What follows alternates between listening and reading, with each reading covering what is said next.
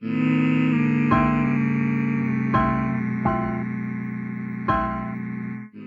recording. That's how we're just starting this, huh? Hey everybody, welcome to StarKid Spotlight. StarKid Spotlight. There we go. That works. How we doing, everybody? It's another episode of StarKid Spotlight, episode 11, right? Yes. 11. This is episode 11. 11 episodes. And we're going to be talking about the musical, The Guy Who Didn't Like Musicals. I'm Random Bystander here. I'm the Wash. I'm Anayume. No, I was gonna start by saying, and I'm Stu and Leighton and all of them, but I only remember those two. I forgot the rest. And Mark and Chad. The phone rings. I start the podcast. As you've heard, we have our wonderful guest, Anayume, returning for a third time. Great to have you back again, as always. Thank you. It's good to be back. It's great to have you back. The reason we all chimed in this one is because this is a unique episode. Usually, whenever we would do these StarKid episodes, at least one of us has seen it ahead of time. Like, I've seen it in my childhood, or Anayume's seen it in her childhood, or later in life, and Wash and Kirbyfan would be the ones who haven't seen it. But this time, this was the musical that all of us have not seen before, like, a week ago or so from now. Or some of us even earlier today, because I think, Anayume, you watched it last night and then this morning, right? Yes, I did. Nice. And when did you two watch it? I watched earlier it than that. I think the day after you did. It was either the day after or the day after. I feel like, it was actually the day after you did, because I remember I finished it, and then a couple minutes later I got this pounding headache, and I remember thinking that I was gonna wake up singing musicals. Well, I watched it Saturday night, and I was gonna split it in half like I always do, but they forgot to put in the Act 2 card. Yeah. So it's like, well, I guess I'm watching this tonight. I mean, if honestly, there's an obvious point where there's supposed to be like an intermission, but they didn't put the card in, and I was already too deep in. I wonder if they did that as a trick to get us to all watch the musical at once. I doubt it. They saw into the future. He can gaze into the future. No, this isn't That's So Raven. Anyway, so I usually, this was my first time watching the musical as well. I watched it, I was the earliest. I watched it literally Thursday? Yeah, we'll do Thursday. And I watched it. I didn't watch it at all. I've seen Black Friday before I've seen The Guy Who Didn't Like Musicals, like way before they were connected. And we'll get into that story when we do that episode. But I just never saw The Guy Who Didn't Like Musicals because I thought it was just going to be like, oh, okay, it's StarKid going to do like probably like what, a Groundhog Day thing where a guy wakes up and he's in a musical and everything's like, and he hates it, and that's going to be the whole joke. Groundhog Day? No, you know, where he just like trapped in a musical universe and kind of just like. Groundhog Day is a time loop, dude. Well, this is a musical loop. I don't know. I just didn't expect anything. I didn't think for some reason I didn't think I would like it. And then I liked Black Friday, and I knew they were connected in one way, shape, or form. I was like, oh, I should watch The Guy Who Didn't Like Musicals. Never did. Just didn't. And I was originally going to watch it before we started StarKid Spotlight, but I was like, no. Let's all go into this one blind and see what happens. So I watched it Thursday. I listened to the cast album. And I watched it again, Act 1 last night and Act 2 this morning. So I've seen it twice already. Nice. And we should add, like we mentioned this in the last episode, but we were discussing at the end of the Trail to Oregon. We were just talking, the four of us, and Anayume mentioned that she hadn't seen it yet, and so we thought, well, shit, we might as well have a guest who's also completely blind. So this is a very fun experience. Mm-hmm. I'm super excited for this. But as far as I know, that's all our history with this musical. Unless there's anything else you guys want to mention. Quick thing on my end. I obviously hadn't seen it before now, but when we were, other than Starship, but external factors, random bystander here. That one aside, this is the one that caught my eye the first. Before, like, I looked through the list. This is the one initially. Then we, got to like Trail to Oregon. It was just like whatever. But this is the one that I was looking forward to the most at first, and that is because I think Random knows this. I don't know about the other two, but I know how weird this is going to sound considering we're doing StarKid. I do not like musicals. Most musicals I find are just an excuse for people to write songs, and by songs, it's mostly just people saying things they could say in a normal sentence, and that's just kind of like the whole thing. I remember I saw Les Mis and I had that complaint, and everybody's response was, well, that's just what musicals are. And I was like, all right, well, I don't like musicals. Then I started watching the StarKid ones, and it's like, all right, these are my kind of musical, right? Where there's a lot of talking, but there's also a lot of song integrated, because song can be a better way to express yourself sometimes, but at other times it's speaking. And I mean, StarKid, a lot of people like StarKid, but as far as theater goes, it's just kind of like that internet thing. So maybe that's why, the less super attached to theater it is, the more expressive they can be. I don't know. But by the standard quote unquote definition of a musical, I actually don't like them.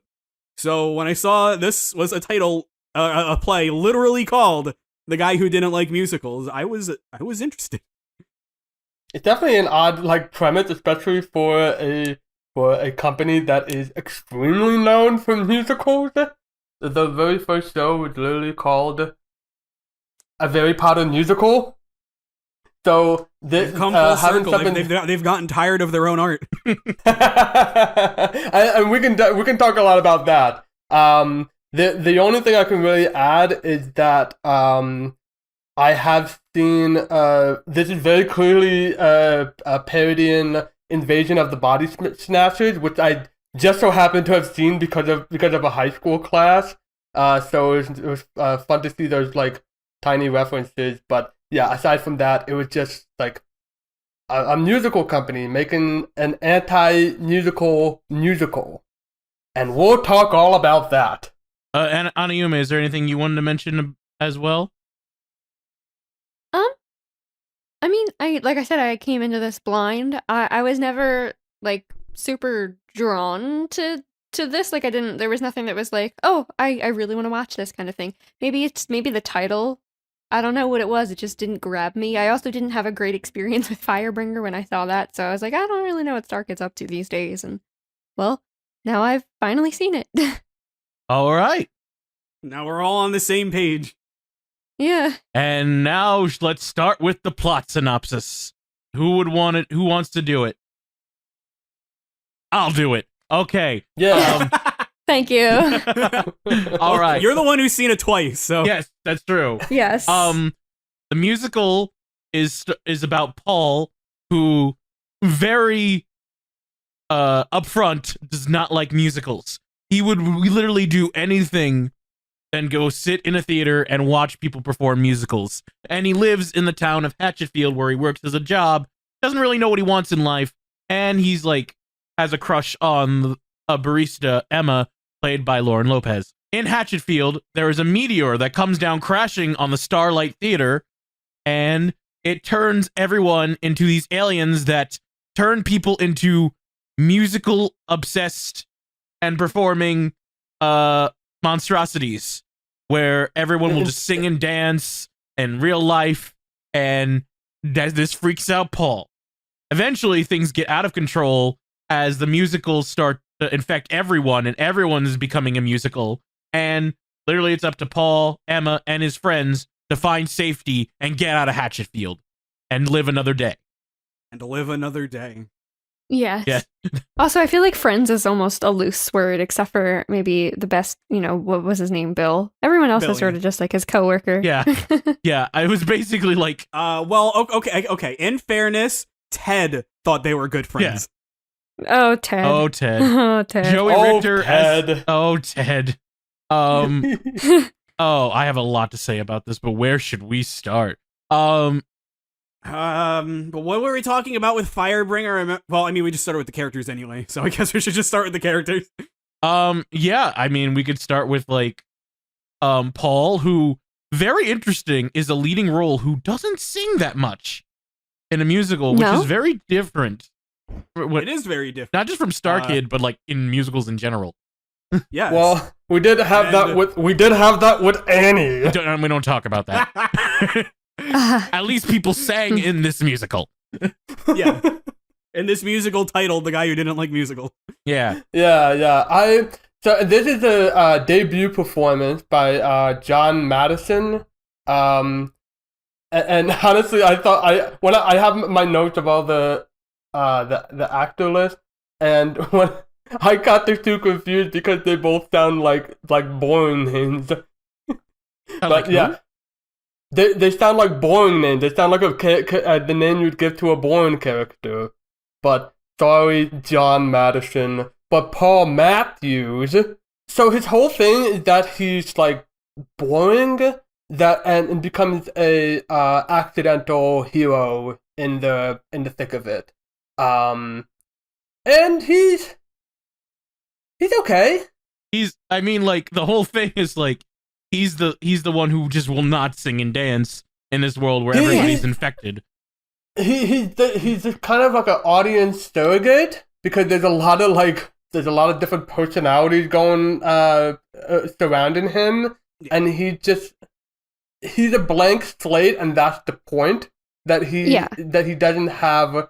In fact, like when they were saying like, what do you want, and he's like, I don't want anything, and it's like, it was very clear that was gonna be a major payoff later on, especially when you see that he has a crush on Emma. Yeah. Lauren Lopez. We'll get to her. Oh, we'll get to her. Don't you worry. We'll get to Lauren. But yeah. So my 2 cents on Paul is that there are, even with the blank slate, there's 2 kinds of main characters. There's retroactive and there's proactive. A proactive character would be something like Bug from Starship. But it's a character that reacts to everything. Yeah. That's Paul. So the strength of the character really relies on both the writing and the reactions, and in that regard, I think they did a good job. Oh yes. I mean, potentially the second biggest laugh of the whole thing was when he finds out that the world is turning into a musical, and he goes to get the coffee. Emma walks out singing, and he just starts screaming, "No! Not you too!" Oh, yeah, it's fantastic. She's like, "What are you doing?" Fun fact: remember how I mentioned on Firebringer that there was a TikTok of "I don't really want to do the work today"? There was a TikTok for that scene, and it was like a sound used multiple times, and I'm like, I don't know where this is from, but I've got a feeling it's from that one musical I didn't see. And so when I finally heard it, I was like, that's where it's from. So I was like dying laughing that whole time though, but I was like, oh, that's where it's from. So I get having TikToks for I don't want to do the work today, because that is such a universal feeling. But why that scene for a TikTok? I think it's just because it was funny. I don't know. It was just good timing. Like, I mean, I get where you're coming from, but it's like, I also don't pretend to understand TikTok. Yeah. Fair. But yeah, I honestly thought Paul was so fun. That was like one of my favorite moments of the whole show. Was well, it's definitely in the reactions. Like, yeah, he for sure. You can see him like behind the scenes when everyone's doing la di da da day. He's just like bug-eyed, staring, uncomfortable. Yeah. Or the scene, I don't remember the character's name, I'm just gonna call him Jeff Blim. When Jeff Blim calls him into his office and they have that whole number. Oh god. I love Mr. Davidson. Yes, Mr. Davidson. I love how they make fun of the I Want song. Yeah, that's another thing. There are so many jabs at musicals, and you can tell that this is coming from a place of love. Like yes. Oh yeah. We'll jump. I know I'm jumping ahead, but like one of the biggest laughs for me was Paul Rex used Emma and Ted, and it said, "Oh my god, okay, we gotta get going." And Laura said, "Should I take this chair?" And it's like, "Good, yeah, go. I'll take this one." And then Ted said, "I'll go get the piano." Yeah, and he runs off with the piano. That's really great. They do scene transition just inexplicably. Oh, I love how they mangle the scene transitions because, like, I'm jumping further here, but in the end, when like the meteor explodes, you just see everyone reacting, and then you just see Joey Richter go next to the meteor and push it off stage while having that face. Oh, it was so funny. It was so funny. I really appreciate that. Like, this isn't. I mean, I know I just said before that I wasn't crazy about musicals myself, but this isn't something that is. It's doing this to musicals just out of this place of anger and spite. It's legitimately doing it out of, like, I love musicals. They're kind of dumb. Let's poke fun at it. They are dumb. Like, the more you love something, the more you admit that it's flawed, we'll say. Absolutely. And only when you have an appreciation for stuff like that can you get a product like this. Yeah. It also, like, the premise for this works a lot. That like, spoilers, that the whole thing is a hive mind. Like, that is perfect for something like musicals, because there's even, like, the joke from Rocko's Modern Life, where it's like, how did you know all the words? Did you rehearse? Like, they literally poke fun about that. They literally poke fun about that. My favorite, like, poke that actually works really well in story is at the very end, but I'm not going to discuss that just yet. Is there anything else? I wanted to devote a good, like, 15-20 minutes to that. Is there anything else we want to say about Paul? Anayume? Well, yeah, I didn't say anything yet. Yes, I was want to make sure yeah. Oh yeah, go ahead. Yeah, the floor is yours.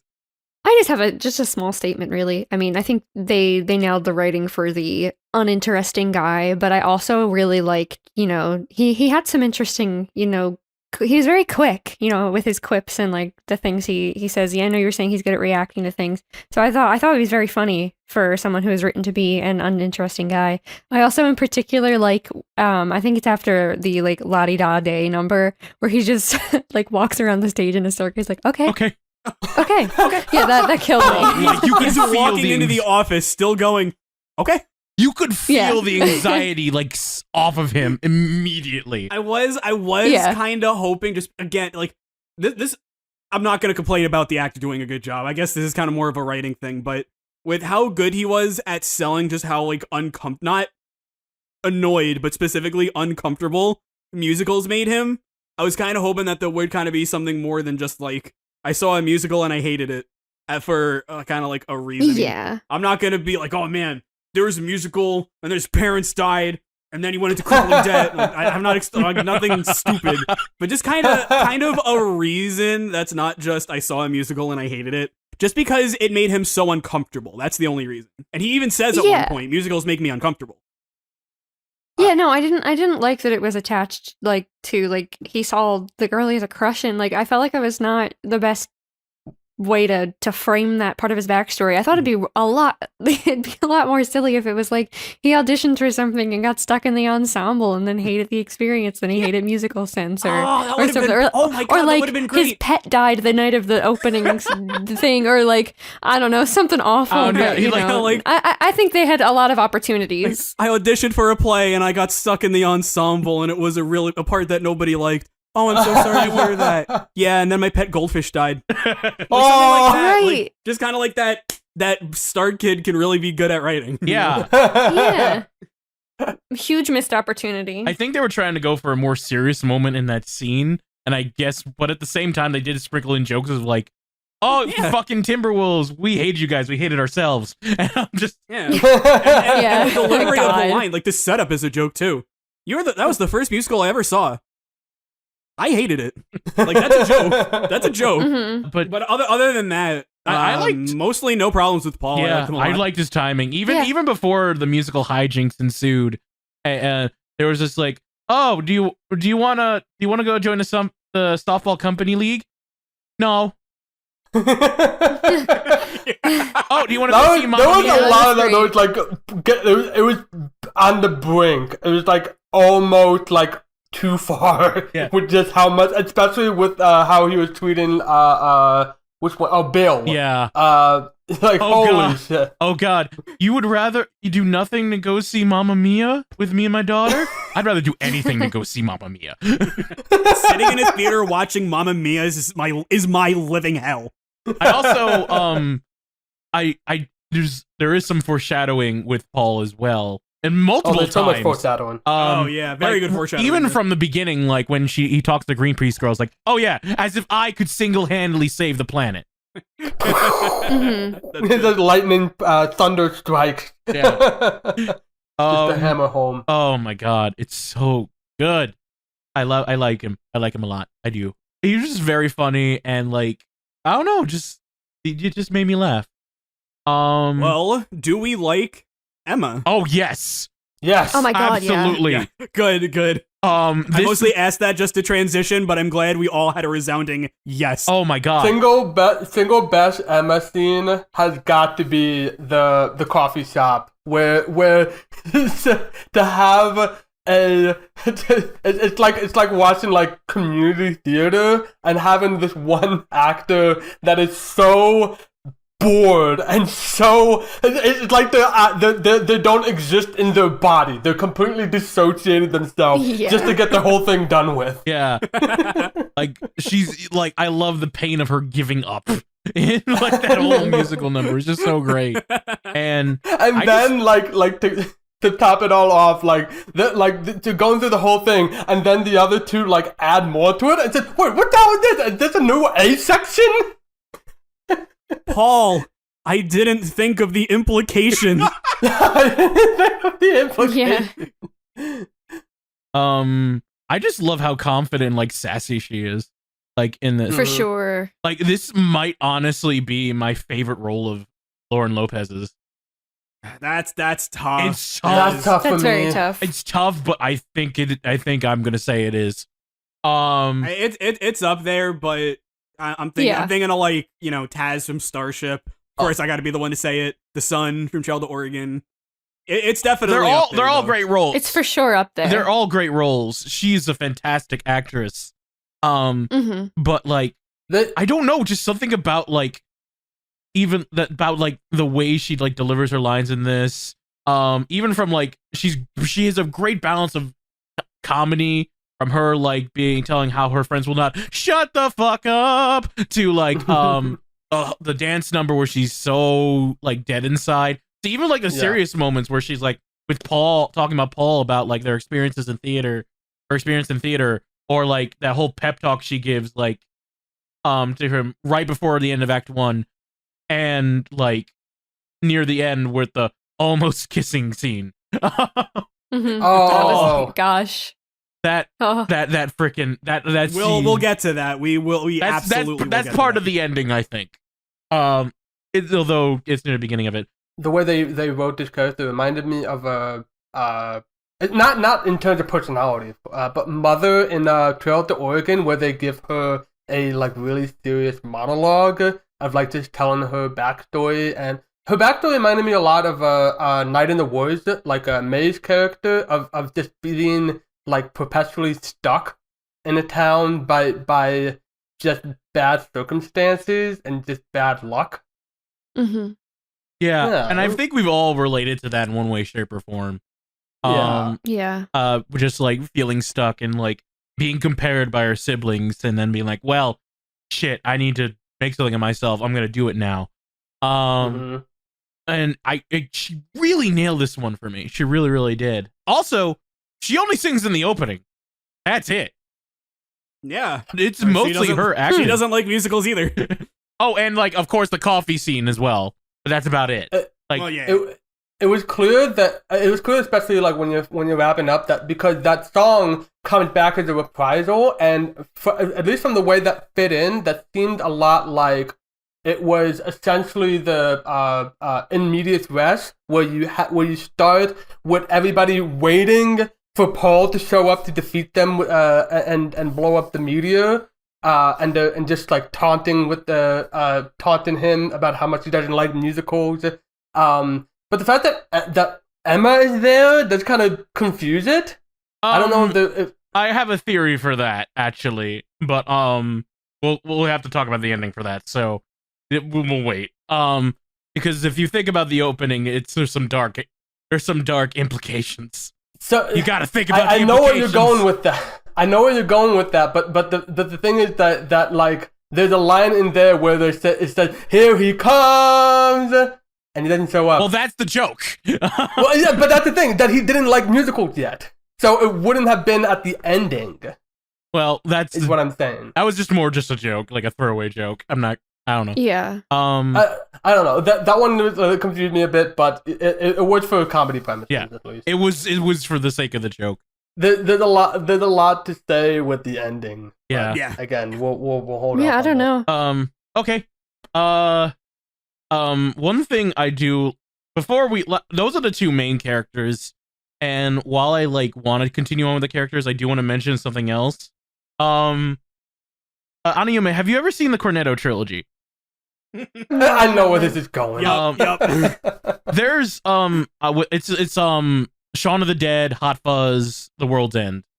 So basically. Oh wait, I know I feel like I have seen all three at some point, but not enough where like my memory has really stuck to them. At one point, it's like all those movies have like one thing in common in my eyes is that you think it's going one way, and then around the 30-minute mark, things drastically turn. And it turns into like something completely different.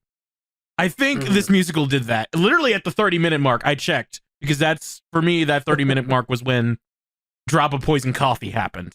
I mean, you say that, but there's literally a point where they're watching the news, and the news people say all you have to do is stay inside, and you'll avoid the plot of the movie. And that's literally Shaun of the Dead. I got a lot of Shaun of the Dead vibes from this. Yeah. There was Shaun of the Dead. There was definitely a lot of... only because it was also taken from Body Snatchers, The World's End. Especially one particular like scene would like where suddenly it seems like they have completely new powers, but I'll talk about that later. I know which one you're talking about. Yeah, but like, I'll get to that. The hand gesture, right? Yes. Okay. The hand gesture. But yeah, I just like, and for someone who was like, who thought they knew where this is going, like, oh, just gonna be about how, Paul has to live in a world with musicals now, and like, oh, Paul's just overreacting about how bad it is because he's just having, it just really makes him uncomfortable. No, you do have a reason to be worried. It's literally taking over humans so that they sing, and people are dying. They are being transformed into aliens. This is dark. It is going to be darker than you thought it was. And I'm like, oh, this caught me off guard. And I was like, that was cool. And similar to World's End, there's also that. But what if it's not? Where you have the professor who we'll get to just suddenly turn the whole thing on its head. Yeah, that's like, no, actually, this is a good thing for everybody. No, it's aliens will not win, or should not win, but we'll get to that. So that I just wanted to mention that about the plot, and it's like I also like how I love the stylized choice of like no one other than the exception of one character. If someone sings, they are the antagonist. They are the musical zombie. Yeah. And they use that to their advantage a lot. They do. And and it kind of makes it that like if you think about it, every musical in the song is a villain song. This gave me and I'm sure I'm gonna lose like half the audience as soon as I mention this, but this reminded me of Rick and Morty, the episode Total Recall, where I just watched that episode the other day.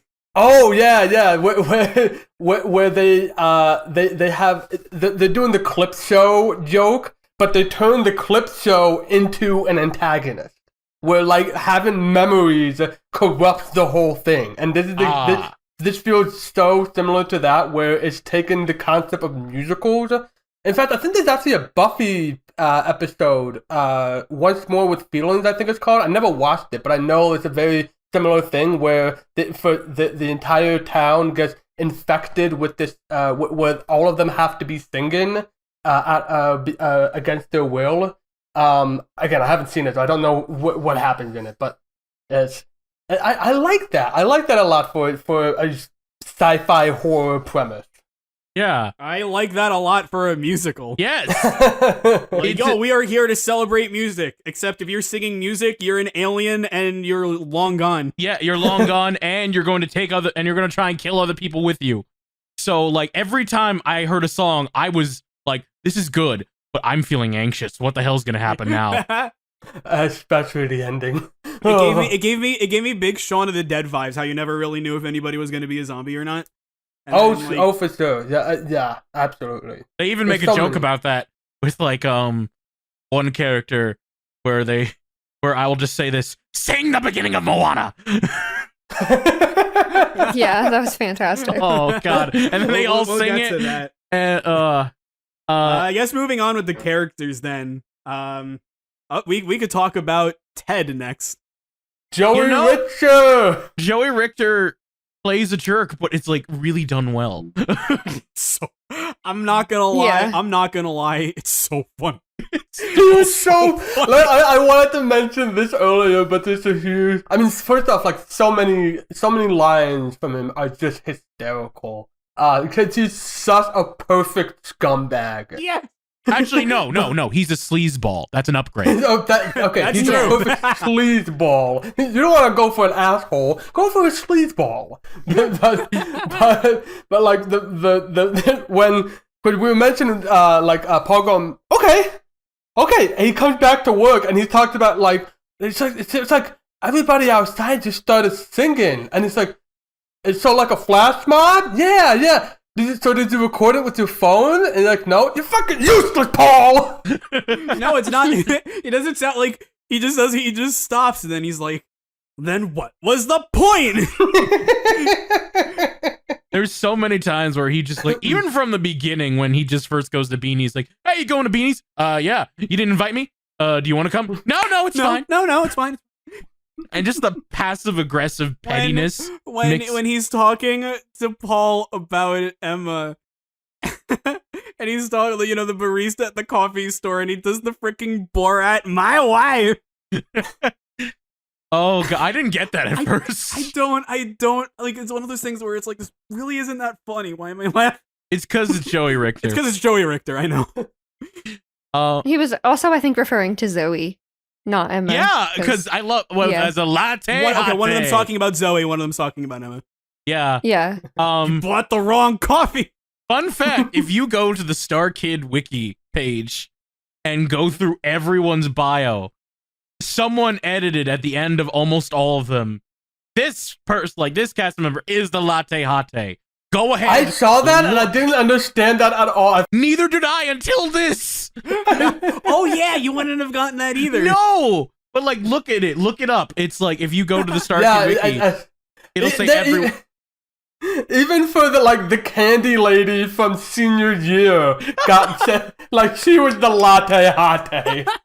I think the joke is like no one really knows who it is but yeah, they were referring to Zoe, which was also the person who plays Zoe. I think once we get to like the more on general ensemble roles, we'll just refer to them as like the actors because Mariah Rose Faith. Yeah, Mariah's Rose Faith, who actually wound up to be Regina George in the Mean Girls Broadway. Oh. Yeah, she was originally going to be in Black Friday, but spoilers, she's not because of Mean Girls. Oh wow, okay. Darn you, meme girls. Mean, not meme. I said mean. I thought you said meme girls. I can't. I as much as I want to pretend to get mad at you, I can't believe you. Okay. Well, if you say ensemble, then yeah, we can get to that. No. I mean, there's still more characters, and I think there's still more to say about Ted. Because especially with I said I'm a better person. That doesn't mean I'm a good person. Oh my god, I love how he's a sleazeball through and through, even when he says he's going to be better. And it's right. And at the same time, he's written well, and honestly has a point at points. Like that whole monologue where he's like, where Bill wants to like go get his daughter, and he's like, "Listen, you're either alive or you're dead in this scenario, and honestly, she's dead. I hate to admit it stung to hear it, but in the end, he was right." Yeah. I got big Shaun of the Dead vibes from I was that gonna when say. they were gonna shooting Shaun's mom, and David was saying, Yeah. it's not your mom, and Shaun's crying, "Stop it, that's my mom." Yeah, It's just stuff like that. It's just like it's tough. I want to. Yeah. I will talk about David next because, or David. no, actually, no, not David. Actually, like we'll talk about Bill next, but there's someone else I want to talk about beforehand who connects with Bill with Ted. But I think is there anything else you want about Ted by himself? Because It's really funny. Joey Richter is a really good actor. he really is. He has fantastic comedic timing. He's had like. When was the last time that Joey Richter played just like a straight up jerk, not like a jerk with an arc like Ron? I was gonna say Ron though. Maybe Me and My Dick. But even then he's supposed to have an arc. But It's debatable. It's debatable. debatable. Yeah. Yeah. Like the fact that it's debatable, right? Here he's just, I guess you could say like McDoon, I guess. Oh, McDoon, yeah. And yeah. I guess I answered my own question, but it's like, and I mean, I guess also it wasn't actually a redemption, but in his eyes, there was a redemption. Here, like even by himself, he's like, I'm better, but I'm not good. Like there's just no. I mean, there's no redemption for him in Trail to Oregon either, but like to him and Cletus Jones, there is. Yeah. Here, nobody thinks it. Yeah, like he starts the play as a sleazeball, he dies in the play as a sleazeball. There's so many like horror film tropes that because he very much fits that archetype of the big skeptic, similar to David in Shaun of the Dead. And there's also a point where there's like what's her name? Charlotte. Charlotte says something like, "We should go to church." It's like, no, we're not splitting up. All of us are under. We all go to different churches. What is something like, "I'm a Baptist. I'm not going to be caught dead in your Methodist church." In like your stinky Methodist church or something. In your stinky United Methodist church. Anayume, is there anything else you wanted to say about Ted or Joey Richter? I mean, Joey's fantastic. He did a great job with the character. It's definitely a well-written, like, stereotypical jerk. Not a whole lot to say other than that. Also, Joey Richter, I mean, I think, again, it's the Starship thing where everyone with the lead role plays different characters at least once. I love Joey Richter as the homeless man. Oh my God. Yeah. Because they may not have a home! He was kind of putting on the ox voice a little bit to seep through. I did hear the ox in there. Yeah. Yeah. Glad to know that Joey Richter can hit those high notes now after being the general store guy. Yeah. No. Right. But I guess originally I was gonna go to Bill, but honestly I think it's more appropriate to go to Charlotte since her and Ted are a huge thing. Wow. Yeah. Yeah. Charlotte, okay. There's no comfortable way to talk about this, but what did we think of Charlotte? Oh my God, well, poor girl. I first kind of caught the vibe that this was going to be a darker StarKid musical on that phone call with her husband. Oh, yeah. My God. Yeah. Oh God. My heart. We can do it tomorrow. No, you're right. We should get to the schedule next month. I love you. Aww. Like, wasn't it like right after that phone call, she puts down the phone and takes up a cigarette and starts lighting it. Yes. And then Paul's like, And she's like trembling. Yeah, why are you laughing? Why? Like, what the hell? No, because like right after that, it's like, oh, I didn't even know I was doing that, and just like so It's so dry, sad. Yeah. so dry. It was holy shit. What especially sold it for me? We went from being like, oh man, I wish Jamie Lynn Betty could get good roles to just like knockout after knockout after knockout. Her voice. oh my God, her singing voice or just like her voice. No, her trembling voice. Yeah, She's oh my trying to God. cope with the fact that she's in a dying marriage and she's with the sleazeball trying to cope with it. Yeah, she like literally.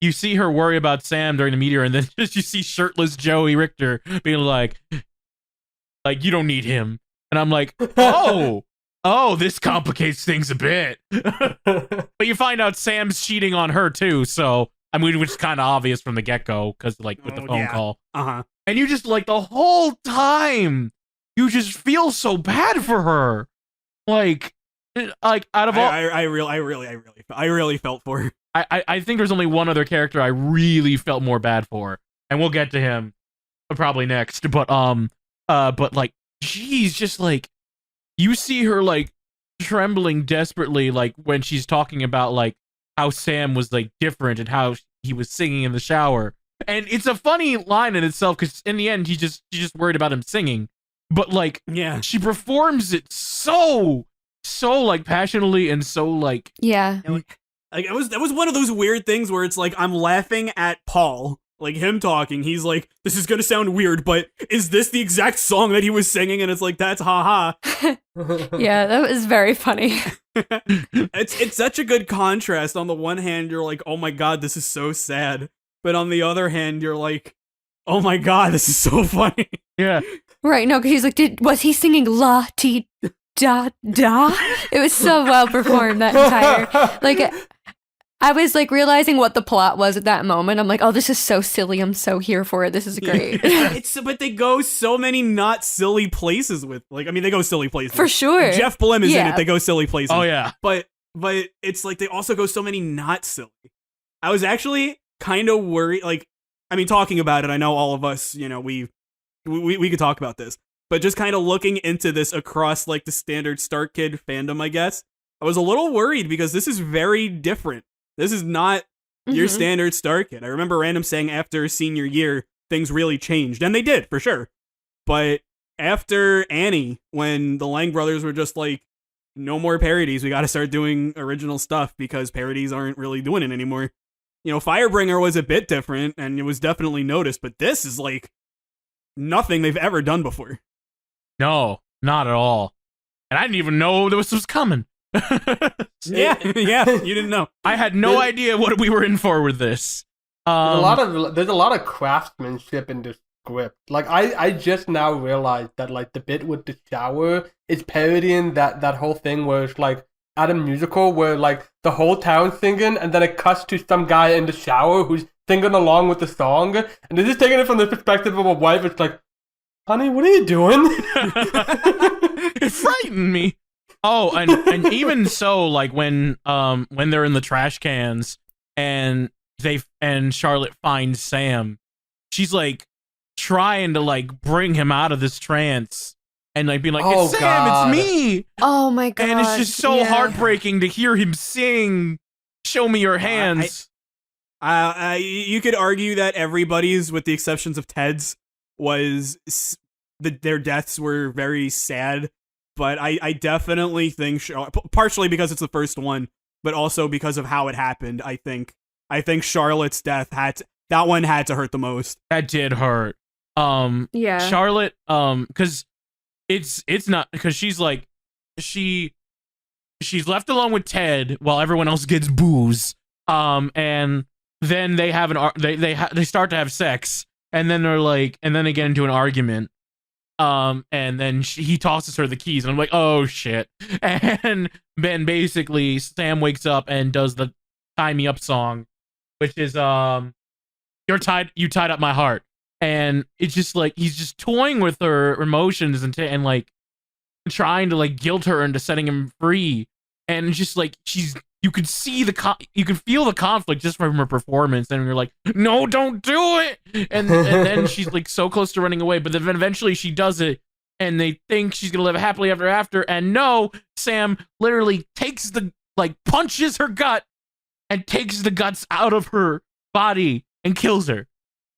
And I'm just like, oh no, that took guts. Heartbreaking. It's so hard. I see what you did there. God damn it. Yes. Yeah, that quote gave me real Shaun of the Dead vibes in that deleted scene. But then you hear Jamie Lynn Beatty sing, which honestly I was like, I wanted to hear her voice because she's this godson. She's a fantastic singer, and it was well worth the wait because it's like the Act 1 finale, and she just like does join us and die, and you just see her creepy expressions. You see her with the blue intestines hanging out of her. Yeah, I love the touch that they were blue. They weren't red anymore. Yes, I love that. I'm gonna also mention this because I feel like this is the first time this has ever happened that we see an insert shot.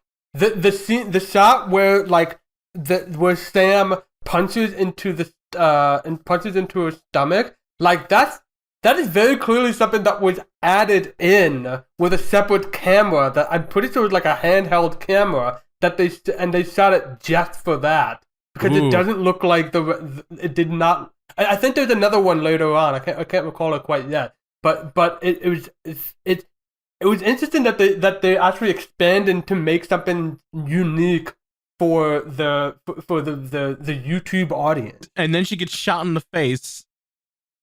No, she gets shot in the face right before she squeezes like that one zombie from Left 4 Dead. Just like, So do we want? Well, we do gotta talk before we do gotta talk about him. We gotta talk about Bill. Yeah. Again, poor Bill. I felt more bad for Bill, honestly. That super Shaun of the Dead, super. That broke more me. than anything else. That screams Shaun of the Dead to me. That broke me, and it's even foreshadowed in the beginning because, like, you see, there's one scene where you're like where he's driving, talking to Alice, and at one point he's like talking about Red Lobster, which might have been a Trail to Oregon reference. There was one point where it's like, oh, she's vegan, Alice, you're killing me, and I'm just like, oh, yeah. Also, speaking of old show references, when they were talking about where Alice was, they were like, she's at the high school. She locked herself in the choir room, and I lost it. Yeah, I caught that too. And I was like, is that a me and my dick reference? Yeah, I thought that was hilarious. It was a great little callback. Right. I could like, I didn't catch that the first time. I caught that the second time. I was like, oh, okay. I was also wondering, as far as references goes, when Higgins said Godspeed to them, if that was a Starship reference or if it's just a, I know people say that, but like it felt just he saluted and everything. I thought it was definitely a Starship reference. It could with the motion, yeah. I think with the motion, the line itself maybe not, but with the motion, yes. It's probably a little bit at least. But yeah, there's a lot of references sprinkled in, not just to other StarKid shows, but like you said, Shaun of the Dead, to like Invasion of the Body Snatchers, which I haven't seen, so I'll have to take your word for it, Wash. And just like and of course the musicals in general. Like you said, the whole "What do you want, Paul?" scene is like a reference to the classic "I want" song trope. Like which is in every single musical. Yeah. Not even just like the Disney ones, even like most musicals have the character who's just singing about what they want. It's a common trope. It's a very standard procedure for all stories, really, to make sure that your characters have clearly defined goals. And so that's what an "I Want" song accomplishes. It's something like that, and of course this is done very sinisterly. Yeah. More so later, like in the beginning, it's Mr. Davidson talking about how he wants to do things with his wife. And I'm just like, oh, StarKid. That felt very like Jeff Blim specifically. Yeah, like specifically. That kind of... Oh yeah. Like, oh, Jeff, you keep being you. He wrote the songs for this. He did, and that's. And I guess we'll talk about the songs a little later. But Bill was good. Yeah, we'll talk. My to only Bill. thing with Bill, I have to watch it a second time. But the Shaun of the Dead vibes were so strong. That's like all I could think about. It got in the way a little bit. But like I said, I'm not gonna blame him for that. I just gotta watch it again. I really liked Bill. I loved Corey. I did too. I loved Corey Doris' performance. Well, that I could say. He's honestly becoming one of my top 5 favorite StarKid actors. I'm not gonna lie. He's fantastic. He's really good. He's really good. So much sympathy for the character. Oh my God. I just wanted everything for him. Same here. And then when it comes crushing, and not only like when you see it, like that whole scene where you're like, yes, he's having divorce problems, and he's having problems relating to his daughter from the beginning, to the point where he's like refreshing a web page just to get tickets for Mamma Mia, just so he can make good ties with his daughter.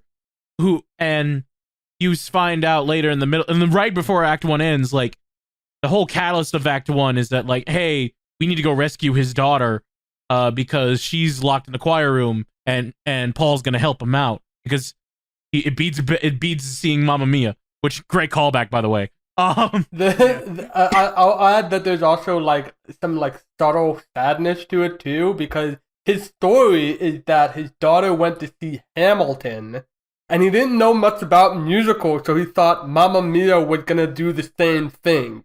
Yeah, and it's like, it's sad, but I get it, dude. He's trying. He's trying. And then, like in Act 2, when they're trying to keep quiet, and Bill talks about how he basically, in his mind, thinks that he's the reason that due to the fight that happened between them, that like he was the reason she got off the bus to see Deb, and now she's trapped. That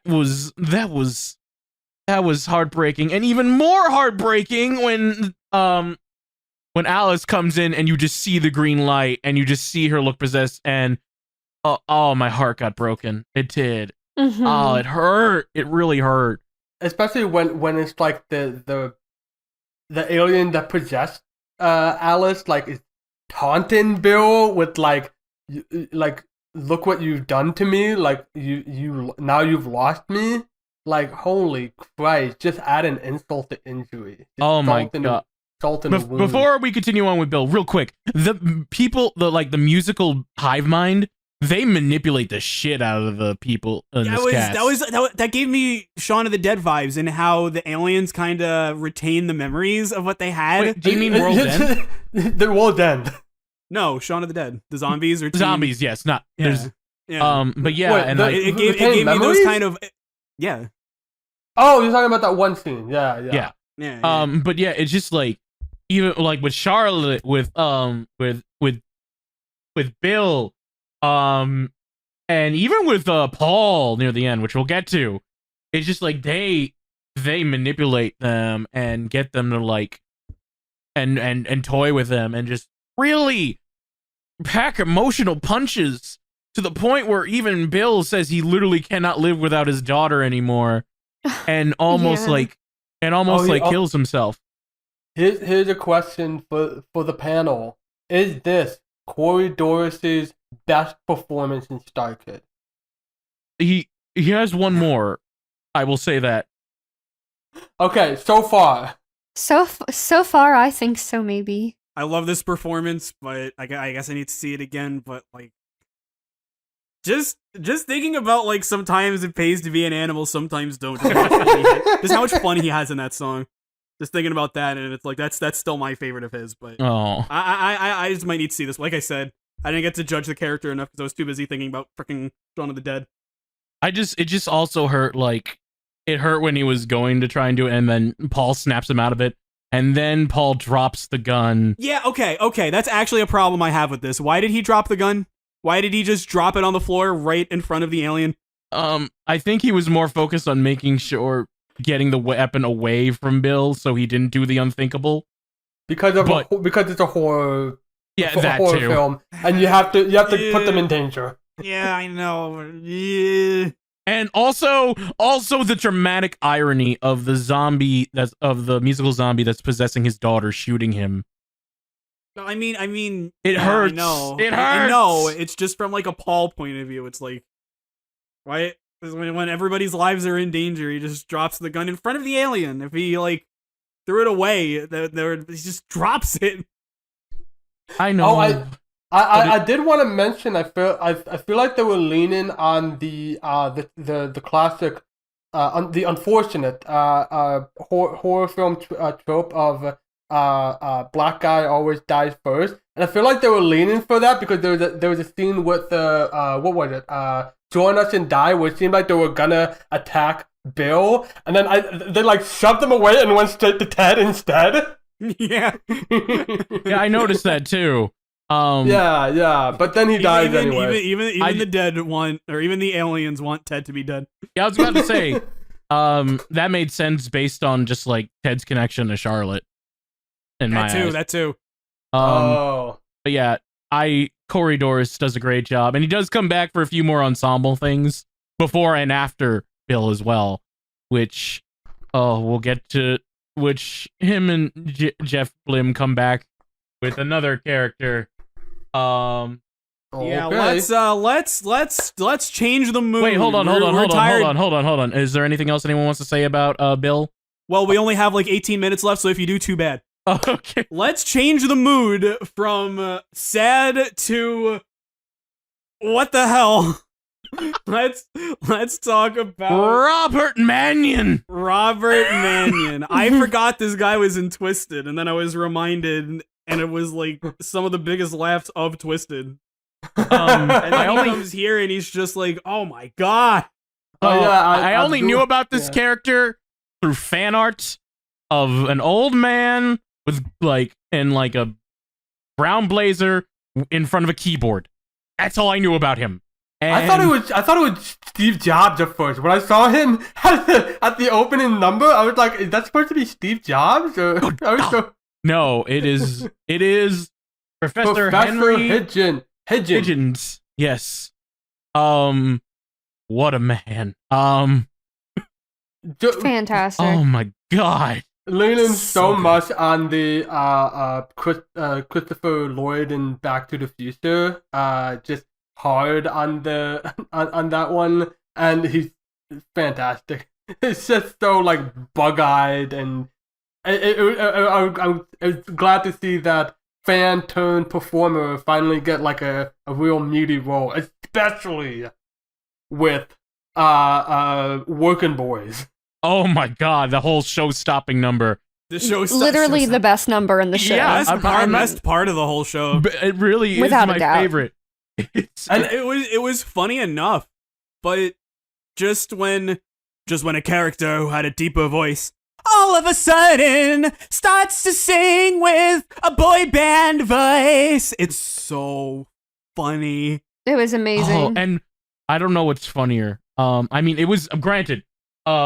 Higgins dancing around and just pitching this musical to try and get their attention is funny, but like Joey's reactions though, like watching Ted just slowly get like into the musical to the point where you like see him not only go and just like dance along to it, but like even the point where like Higgins is like saying all the names on the phone. They both go. And then he gets to Chad and you hear him go, "And Chad." It's just so into it. good. Why do you think he grabbed the piano at the end? Yeah, it was so moved. It was so like, oh god, he chewed the scenery and then spit it back out again and to chew it like tobacco. It was just great. The hive mind created 2 new characters just for his musical. They created Greg and Stu just for him, and it's all the more sinister. Like this whole thing is not just like a song and dance distraction. Like this has this is scary. This is them, and you can see that in Emma. Like obviously with Ted, he's so absorbed into this. This boys' love story. I actually checked. Like once the other people come in, Ted starts to look terrified again. Well, yeah. But like even while like the funny boy band song is going on, like Emma, like it's still tense. Oh yeah. You know that him singing this is bringing the aliens to them, and you can see like from Emma, it's like don't forget, this is still having a good laugh, but ugh. it's Mr. Krabs playing the orchestra to get the clam over. I'm trying to think if there's any other moments. There's some great lines like, "You shot Charlotte. I shot a charlatan." Yes. Oh my gosh. Part of me wondered if like she was named that just for that joke. Probably. Probably. There's a good chance. Is it like knowing? Well, I guess he only wrote the songs, maybe not, but there's a good chance. I would not be surprised. And like he really is very talented. He plays the kooky biology professor. His joke with Alexa all the way to the end where he's just like, I love how you hear just the chime to represent Alexa going. Yeah. Alexa, be quiet. Don't speak. No, I was talking to my Alexa because it went off. And that's bound to happen. Did you tell your Alexa that you love her yet? No, but I told her to self-destruct. It didn't work. 2020, 2019. No, 2018, you can't even get it to blow up, you piece of fucking shit. Oh, it's just so great. You really see how crazy he is.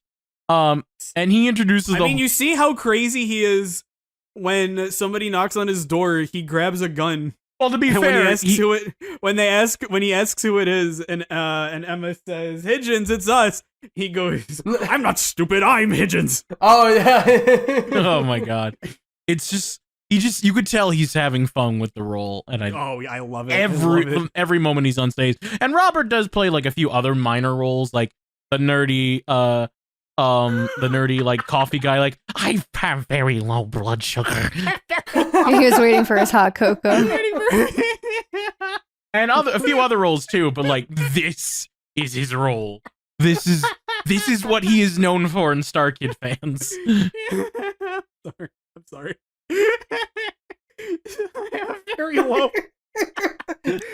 I had a lot of empathy for Emma during all those beanies scenes as someone who's worked with the public in customer service before. My goodness. Did you ever like work? Did anyone ever like work in a singing coffee shop or anything like that?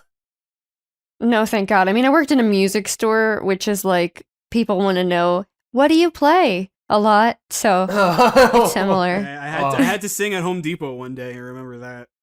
Like the closest. Yeah. What do you think? Home Depot singing? Why? Yes. Yeah.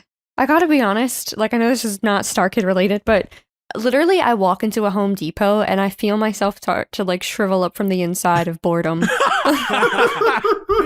I have a different experience of just wanting to run out, but that's only because I've worked there. Oh no.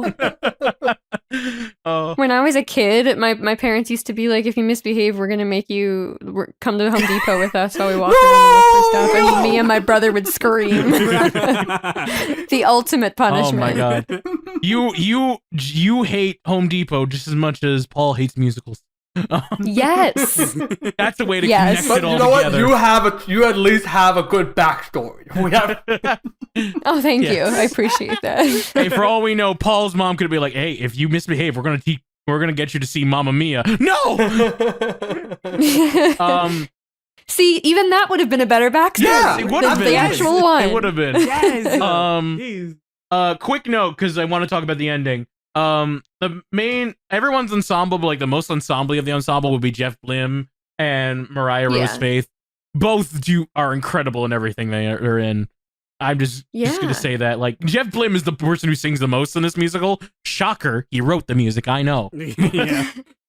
But there's every single one. He's just like doing that falsetto and just like having fun. I know I said this already, but I love that song when he brings in Paul to the office. Yes. Oh, it's so funny. It takes such a harsh left turn. It's so funny. You could hear somebody in the audience going like, "Aw," when he's calling his wife and he starts crying because he can't remember what he's gonna tell her. Like, it's so funny. Like, it's actually the audience enhanced that one. Just the person going, "Oh." And just like seeing Jeff's sad face. Oh my god, yeah. Also, the camera work in this musical is really good. I love his face so much.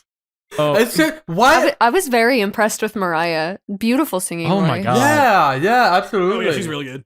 Here's another like great like jab at musicals is the theater kid, because she works at the Beanies and she's just like Emma's doing all the work and Melissa Zoe is in the back, and Emma's like, "Why aren't you working?" And says, "I'm on a voice rest." What? I'm on a voice. God damn it! I gotta get some tea with honey. That was really funny. It's honey tea. The honey lemon tea. Perfect for your throat. Yeah, I've been there. I'm the one who told you about it. Yes, you did. You did, Kirby. Like, I felt so validated when she said that. I'm like, that's me. That's the character I relate. Not Paul. That's the character I relate to. I say two words, I have to down a gallon of honey lemon tea. Oh my god. Another callback too, when like in the scene right before the meteor strikes, and it's just Zoe's like, and then and Emma's like, hey Zoe, do you need a ride? I don't want to crash with you at all. Pass. And then later on in the helicopter, we see them like Emma and Paul in the helicopter, and guess who's piloting it? Zoe. Oh god.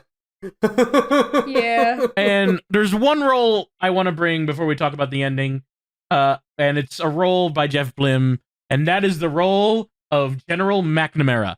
Okay. Is that an iPhone? Yeah. Get a watch. Wear a watch. I'm Time gonna is make. precious. It deserves its own device or something like that.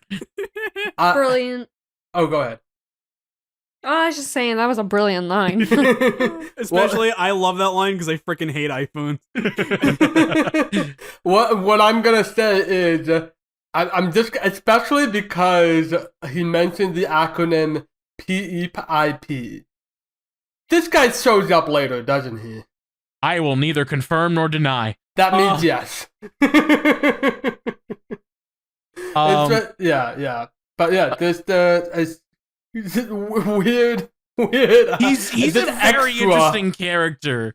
And I just was like, oh, and I just love like how like it's Jeff Blim being Jeff Blimmy, but at the same time, it's like really, it's like this classic like weird character in a play who has a mysterious past, who you don't know what's fully about them, but they're in charge and they're, I guess, on your side maybe. My favorite joke is like Paul's telling him about Emma, and then he's like, well, in this case, and points a gun at him, and he's like, what?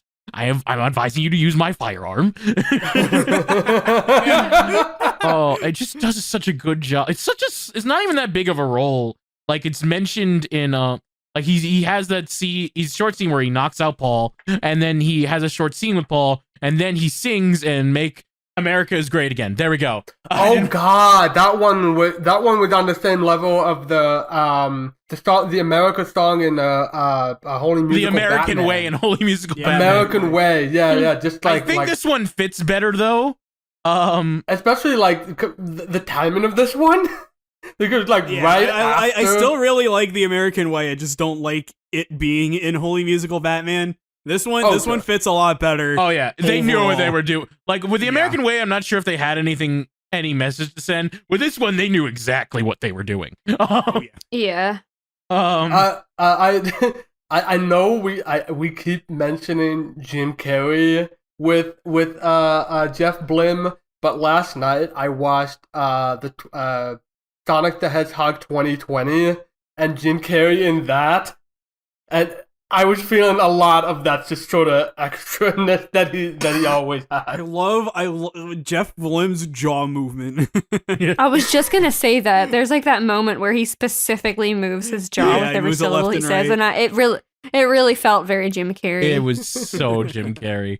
All right, We've got about 5 minutes left. Let's talk about the ending. we gotta first off the quote unquote kissing scene was a great fake my out. God. Like because you think Yeah. they're just gonna kiss, and then Emma just coughs blood on him, and it's just I literally flinched. I was just like, oh god. Same. And especially because I'm the love story girl. Like I love romance, eerie romance, not that kind of romance, but the safe kind of romance. But I was, I was really kind of hoping for that payoff, but also it was too funny to say that it ruined it or anything. She was like, all right, we'll kiss now. And he's like, no. Yeah. You see, very Potter musical. This is how you make a weird, awkward makeout work. Yes. Yeah. But then after that, like, Paul Goes heads to over the meteor, and all of his friends are there. Bill, Ted, Emma's boss, they're all there. And his actual boss too.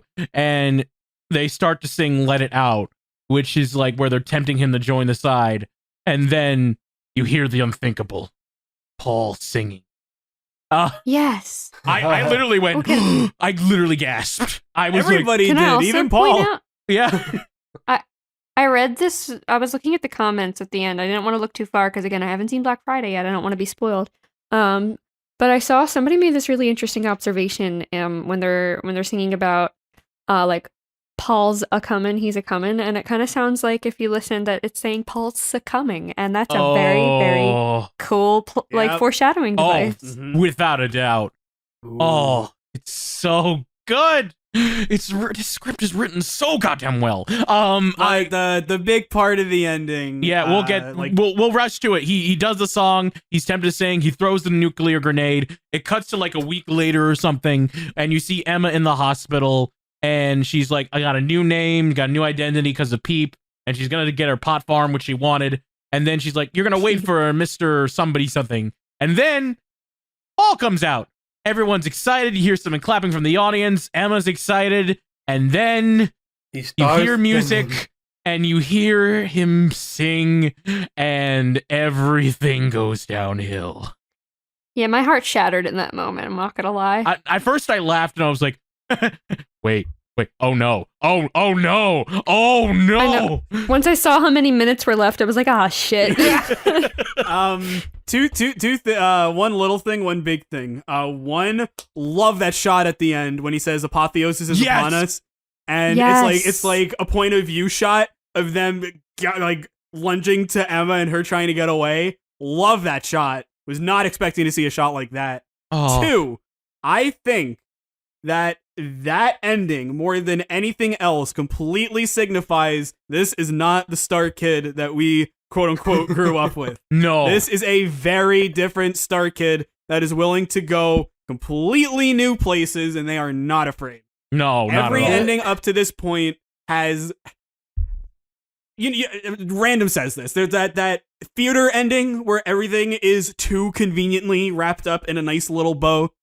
Like, that's what every ending was up to this point, and now just to have it be like, you have that ending, we're dangling it right in front of you, psych, it wouldn't make sense to end it any other way. And they still managed to fit in like this big thing at the end where everybody's doing the bowing and and Emma's like, give me your phone, I need someone to help. Why are you laughing? Help me! Why are you applauding?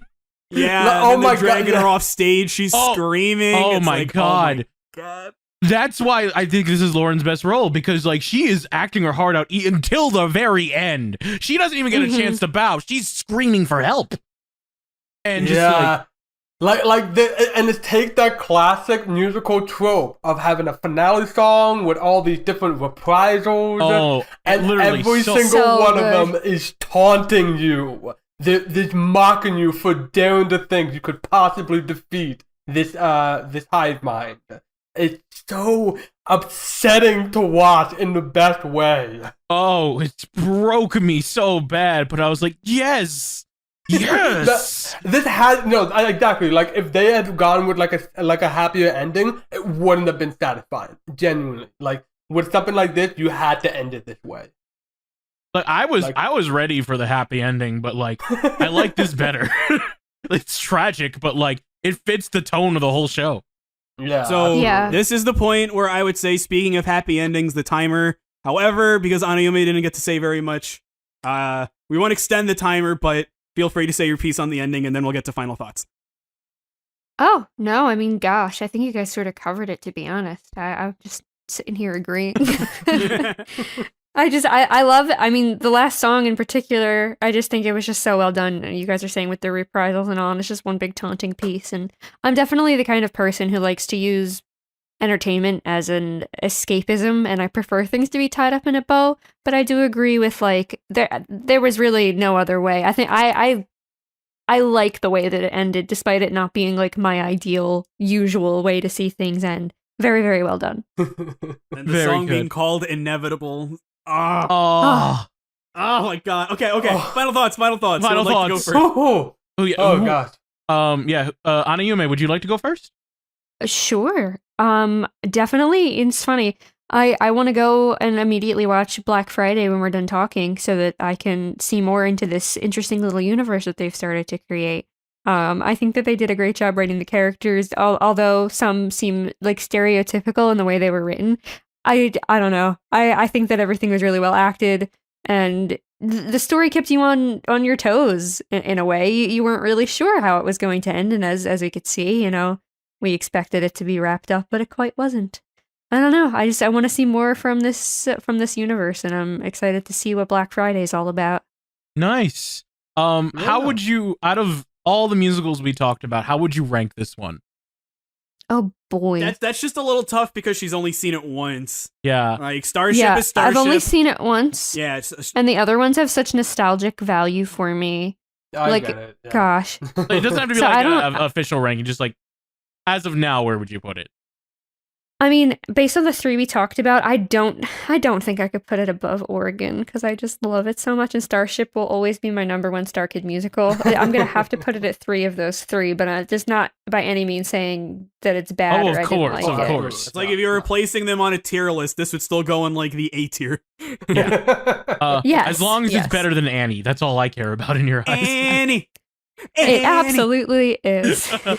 All right. There's no concern about that. Excellent. All right, which one of you two is going first? Okay. Yes, I enjoyed this a lot. It didn't go to the heights of. I agree, it didn't go to the heights of Oregon, the Trail to Oregon. I'm gonna go on my sci-fi soapbox. This is the biggest nitpick, but I thought that the aliens, like how the aliens worked, was really inconsistent. Like you mentioned earlier that like they did the world's end thing with the hand, the light hand. But then also they like put slime in people's that made people drink slime. But also they just like really rip their stomachs off for some reason, and that turns them into zombie aliens. Well, it kills them pretty much. I guess. I mean, if that's the case, then you can just like go to the cemetery and just like bring a bunch of people back to life. But anyway, it felt inconsistent and fine.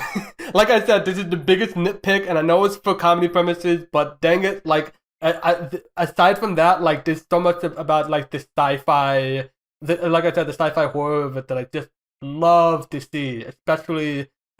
Just taking the basic structure and the basic tropes of a musical and corrupting every single one of them, especially the finale. Like that was genuinely like I feel awful after watching that, but it's so good.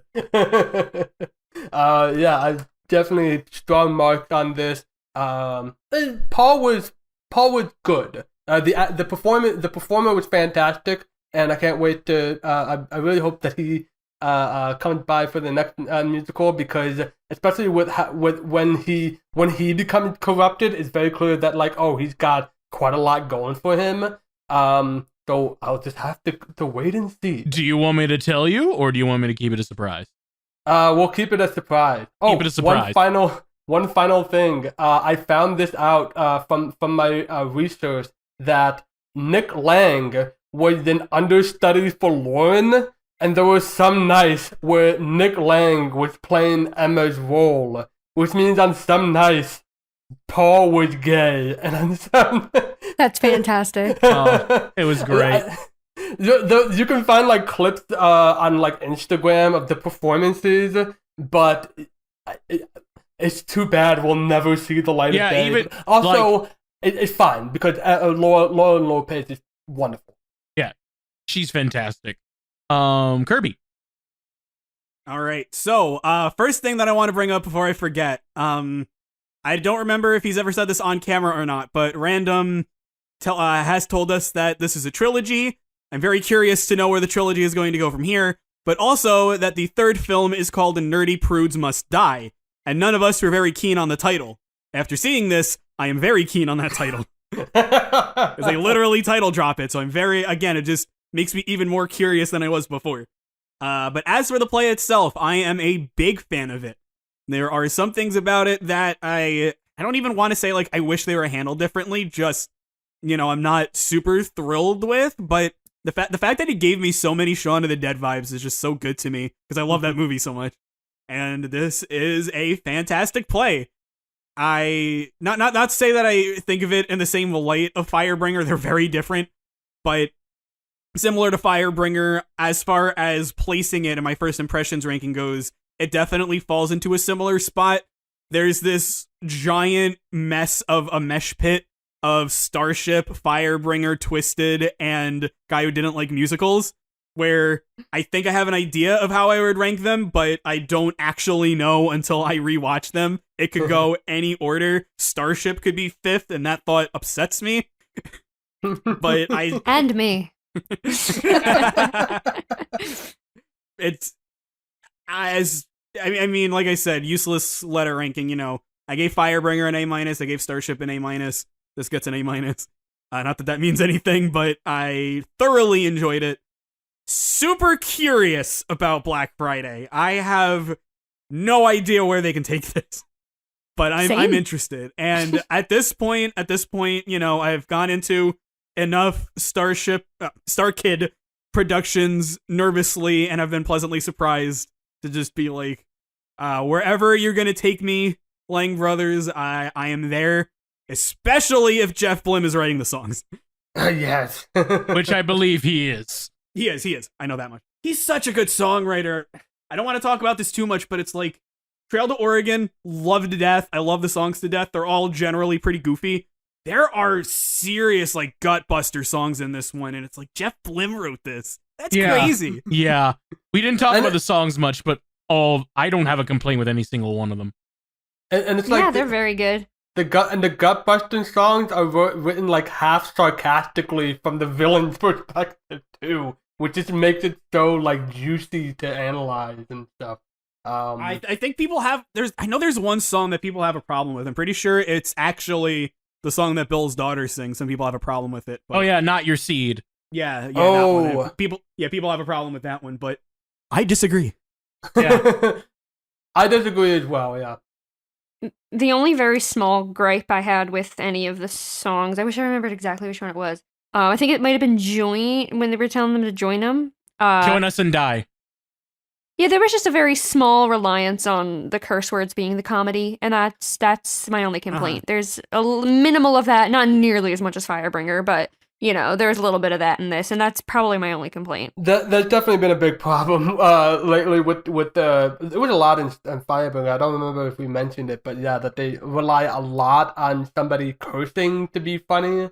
Yeah. I mean, StarKid's a long time. StarKid's been doing that. Yeah. Like, I really, like... I that's part of the reason why I thought Starship was such a breath of fresh air, because that one didn't rely on it at all. Whereas pretty much like every other thing that they've done has, to some degree, kind of used swearing as a crutch. Yeah. It doesn't... Even Trail to Oregon, and that hurts, because I love that so much. But you know what? I think... At least Jeff Blim, like, shoehorned in a sax performance, which he didn't do here. So it sucks. Right. It sucks. That's why. We missed the sax. Also, one last thing. I'm pretty sure if you look on YouTube, somebody did a Firebringer, but every time they say fuck, it speeds up. And my God, that exists, and now you know. We're going to have to watch that later. I'll find it for you. Oh, thank you.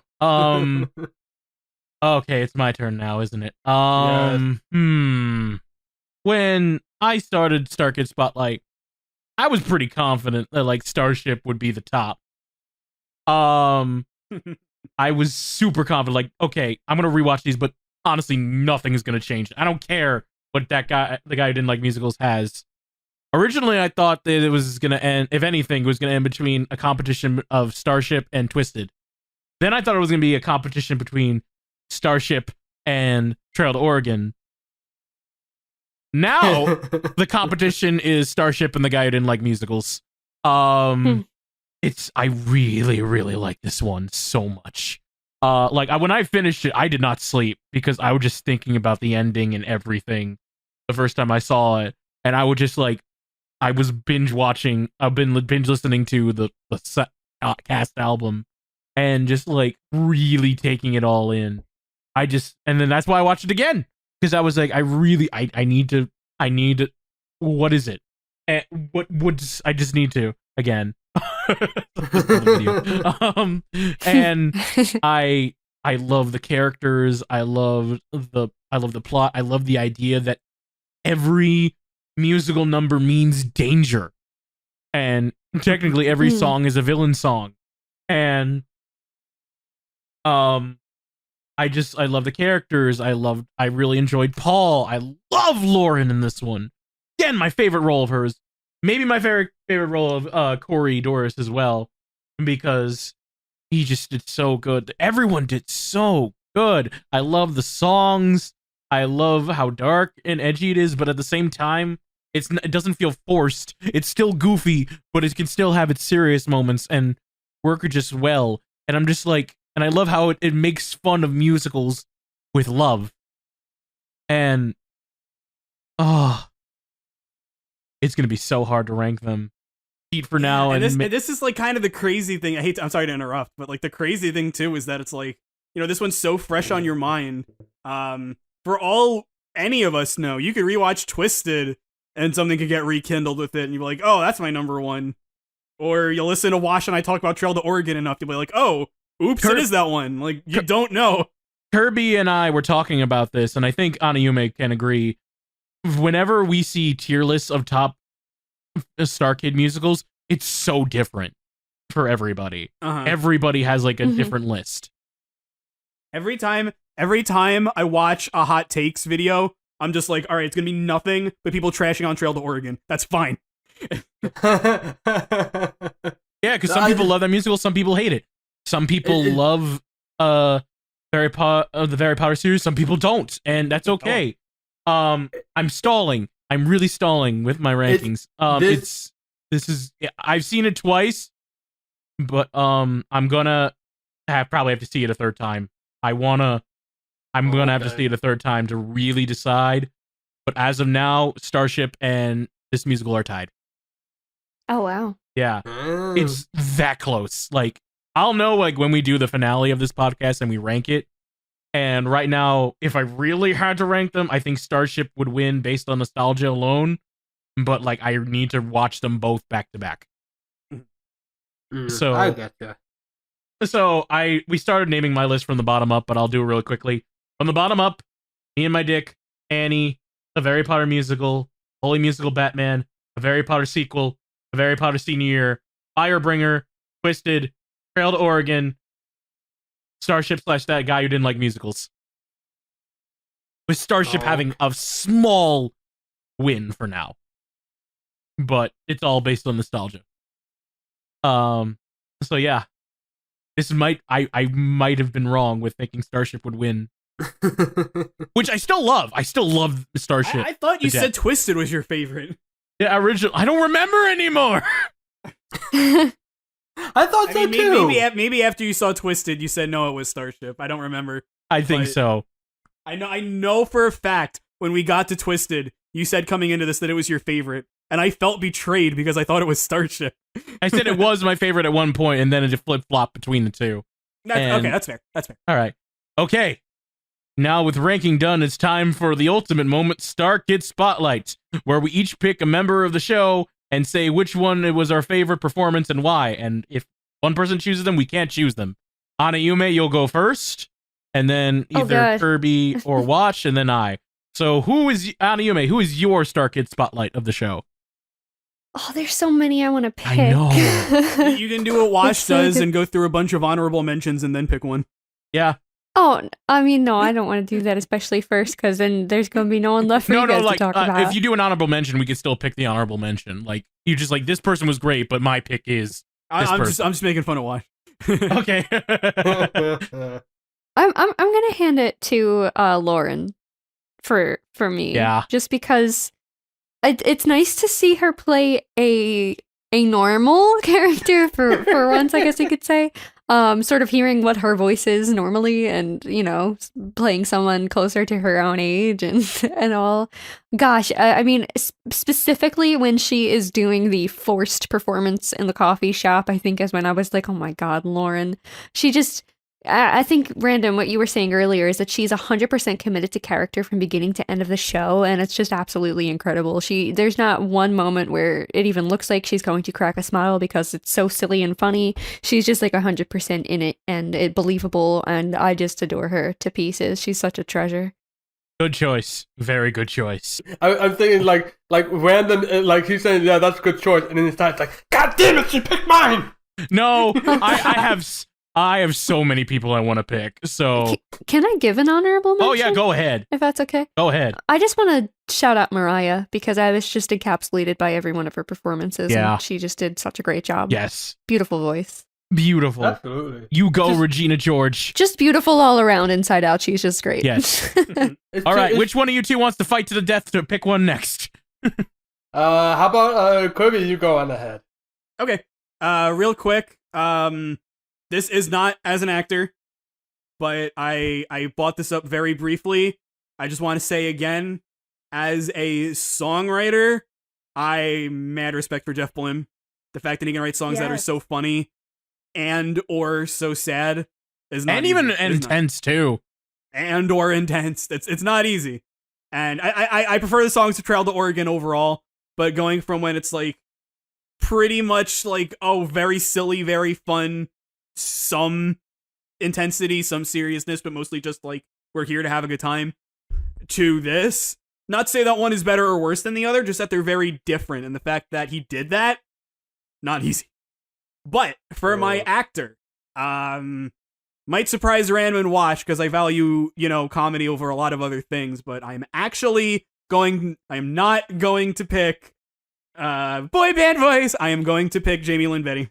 I knew it. Yeah. Yeah. I had a feeling you would pick her because do you want to say why? I mean, I think I said it best when I brought her up. I said, "Is there a comfortable way that we can talk about this?" And that's just it. Is that she's so good. She's so good. Before we continue, I remember one of the hot takes being, "Can we please give Jamie Lynn Betty a lead role?" And I'm like, yes. I saw this one hot take, and we can talk about it later if you guys want. But it was specifically like more Jamie Lynn Betty, less Jeff Blim. I was like, ooh. Ooh, that's hot. That is hot. That is a hot take. And your turn, Wash. Who are you gonna pick? I have two choices, and I have a feeling you're gonna pick one of them. Well, I guess like similar to Kirby fan, I could go for the obvious, but instead of going for the obvious like funny, I'm gonna go for, because I didn't really get to answer my own question. This is Corey Doris' best performance. Like, holy God, good! Like just so much. We talked about it. This so much sadness. This so much of like, oh, he's trying. It breaks your heart so badly, and it's especially when like after the Not Your Seed, when he's on the brink of suicide. Like, oh my God, it pains me to see. And then he shows up later as Stu. And it's like, no, don't. And then he shows up later as like in the end as Bill, and it's like, oh no. Yeah. It pains me to see so badly, but it's shout out obviously to Joey Richter for having some of the funniest lines in the whole damn thing. Just, oh my God, when Charlotte is said, oh, my husband said she was gonna come back, and Tyler's like, he didn't show up. So I've heard. I wasn't there. Oh, I love Joey Richter. Oh, he's so great. Good, just so good. But yeah, that's it for me. All right. I will give a shout out to Joey Richter as well because he was hilarious and really a good asshole in this one. Like, really well job. Shout out to Jeff Blim because he did so many great parts. Shout out to everyone you mentioned and the whole cast. But if you aren't gonna go for the obvious one, I'm gonna go for the working boy. Robert Mannion. I was this close to giving him the StarKid Spotlight and Twisted, but like, no, I gotta give it to Jim Pavolo. This one's no question. I was close too. Yeah, you were. Like, I would have been more. I'm really glad you went with the serious picks because one, they both deserved it, and Lauren deserved it. but like I wanted Robert. I wanted. It was hard not to pick him. It was So very good. hard. He's so good. So good. This is his role. This is a role he has made for himself, and he's obviously a fan favorite. Show-stopping number is arguably one of the best StarKid songs ever. Oh yeah. Agreed. I arguably one of the best, and he just is so over the top, so over dramatic, so like Great Scott, like trying to be like, oh, it's just I love it. I love it. I want more of him. He just leaves me speechless. I want Fun fact, you say you want more. Fun fact, one of the stretch goals for the next musical was for Black Friday. It was for Black Friday. It was for Black. No, that's what I said for the next musical. One of the stretch goals was we're going to make a short film of working boys, and they were getting ready to shoot it, and then COVID pandemic. happened. Yeah. Yes. Yeah, so we were that close to seeing the actual working boys, and Stu, and Greg, and Mark, and Mark. Leighton, and Chad. Chad. Oh my god. It's so good. And it makes me so pissed that COVID ruined made the third installment of the trilogy delayed. And we don't know what's going to happen with it. But that's for later, when next time we'll be talking about Black Friday, which I'm a lot more excited for now because I'll actually maybe get everything this time. Because I saw this Black Friday before this, and there was some things I did not get, or some things that are like didn't register with me. Like, whoa, this is more important than it actually is. That's all I'll say. But until then, first off, I want to thank our lovely guest Anayume once more for coming in for this impromptu episode of StarKid Spotlight. And where can people find your magnificent voice and talents? Oh gosh, thank you for having me. I love talking about StarKid. Any excuse to rewatch or watch for the first time, I'm happy to do. People can find me across the internet if you're looking for me. It's Anayume, Anayume. On Twitch, on DLive, on TikTok, and on all the other socials. I am Anayume Music on the Instagrams, on the Tweeters. If you want to find me, sharing my thoughts. Nice. Excellent. Go follow her. Go check her out. You won't regret it. And Wash, where can people find our podcast information? Just Google us. If you like what you listen to, then go check out our Twitter page at WRK Podcast. We also have a YouTube channel where we post all the podcast episodes. WRK in progress, or you can also look up Pixar Perspective on YouTube, or StarKid Spotlight. I just found out that we're also showing up in the results there. And you can listen to all of our other podcasts on YouTube or on our Simplecast page, wrk.simplecast.com.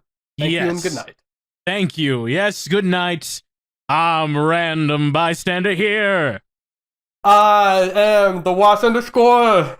I'm Greg, and Steve, and Stu, and Mark, and Leighton, and Chad. I'm the working girl. Yes. Good night, everybody. See you next episode. Bye-bye. A show-stopping podcast. A beautiful show-stopping podcast.